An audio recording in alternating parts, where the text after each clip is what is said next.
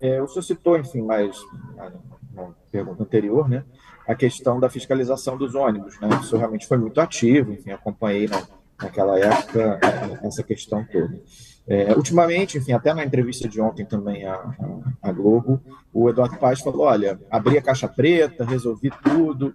O senhor mesmo falou agora que, enfim, elogiou essa questão da criação da empresa pública para gerir esse sistema. Quer dizer, está tudo resolvido mesmo? Então, Não, não, de jeito Eduardo nenhum. Paes resolveu essa questão?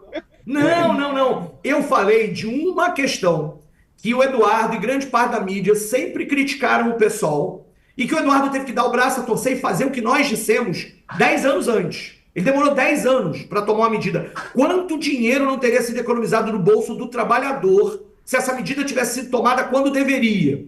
Né? A criação de uma empresa pública de transportes.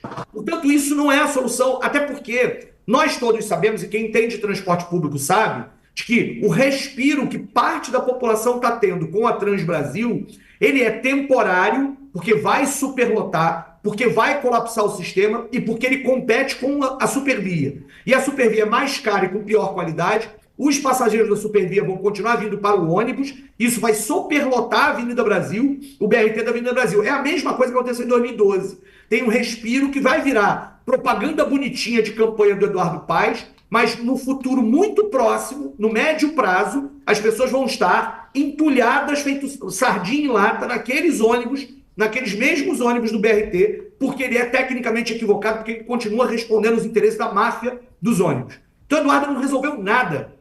Ele faz uma outra coisa, que é tirar a bilhetagem. Aí ele vai dizer da abertura da caixa preta. Ele tirou a bilhetagem eletrônica da mão da máfia, mas até agora não conseguiu implantar o JAE. E até agora não tem caixa preta aberta nenhuma. Você sabe, Berta, quanto custa operar o sistema de transporte no Rio de Janeiro? Nem eu, porque não abriu caixa preta nenhuma, porque continua sem ter esses dados. Eu vou te dar um dado para dizer que como é que não resolveu nada.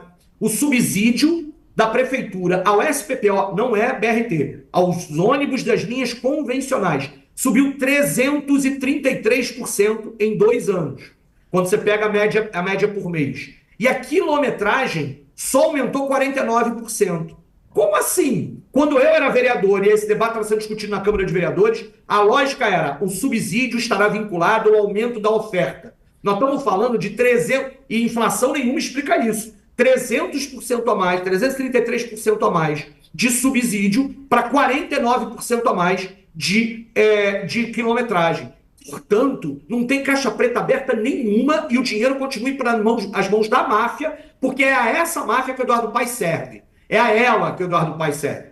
Ele pode falar o que disser sobre isso, ele endividou a prefeitura, ele criou a lógica do subsídio com critérios que pareciam corretos, por isso eu votei favorável, e agora não aplica os critérios. O que explica esse crescimento do subsídio com uma oferta tão baixa de quilometragem? E é o morador do Rio de Janeiro que sabe que fica meia hora. Meu filho ontem, para ir à faculdade, ficou esperando meia hora para passar o ônibus 107. O primeiro passou direto, o segundo só 40 minutos depois, porque é o SPPO, que é exatamente esse sistema e continua absurdamente falho. Então tem dois grandes problemas. O problema técnico da Transbrasil, que não vai resolver o problema, vai dar esse respiro imediato, que é eleitoreiro, e o segundo problema, que é ele continua nas mãos da máfia. Era preciso já ter rompido esse contrato, a caducidade do contrato. Aí vai a galera, a esquerda falando em romper contrato. O Eduardo Paes fez isso com o BRT. A gente falou há 10 anos que isso devia ter sido feito. Demorou 10 anos para fazer. E eu continuo dizendo, tinha que romper o contrato da máfia, tomar o controle público disso e mudar a lógica, remunerar por quilômetro rodado e não por passagem, e aí sim, implantar uma bilhetagem eletrônica fora das mãos dessa máfia, e com isso nós temos os dados e conseguimos fazer aquilo que a cidade do Rio de Janeiro devia estar pensando hoje, que é a perspectiva da tarifa zero.